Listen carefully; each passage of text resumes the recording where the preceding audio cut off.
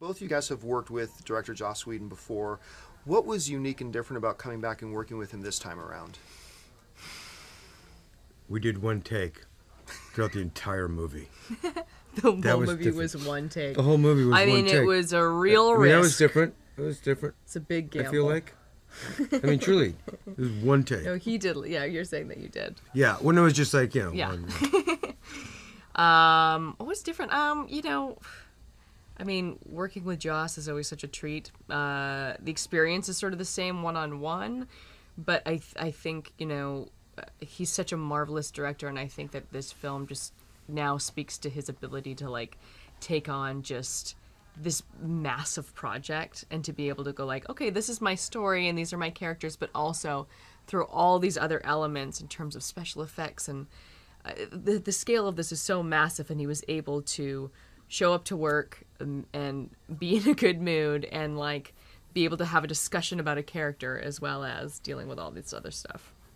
Now, Jeremy, you were able to shoot on a lot of different locations around the world. How was that able to either help or hinder you as an actor in the performance you were able to bring?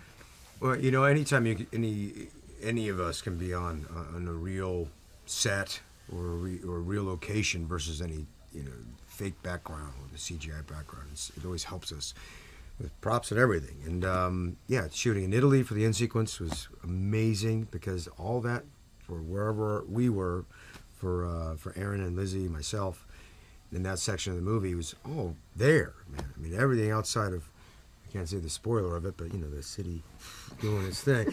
I mean, it was amazing. I mean, it was one of the most beautiful sets I've ever been on in the sense of how tragic it was. The buildings were falling. I mean, there wasn't even like CGI, meteors or whatever coming down. It's just like they were literally physically throwing foam rocks, but with like dust coming off. I was like, this is really happening right now. It was amazing.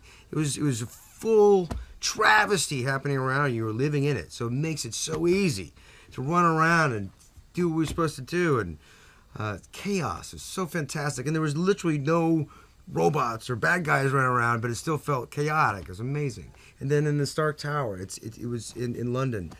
Again, one of the most exotic sets in opulent. I mean, it was amazing. I mean, everyone wanted to live in this set. It was so beautiful. I've never seen anything really quite like it in any job I've ever done. The sets were just fantastic, and I rarely had to do green screen or out in the woods. I mean, just really tremendous, man. I had so much fun being in those locations. Now, after Captain America: Winter Soldier, Maria is in a very different place now. Tell us a little bit about where we find her and who she's working with now and what we can expect for her as we move into the next Avengers film. Yes, well, S.H.I.E.L.D. has been dismantled, and Maria has sought employment with Tony Stark at the Avengers Tower.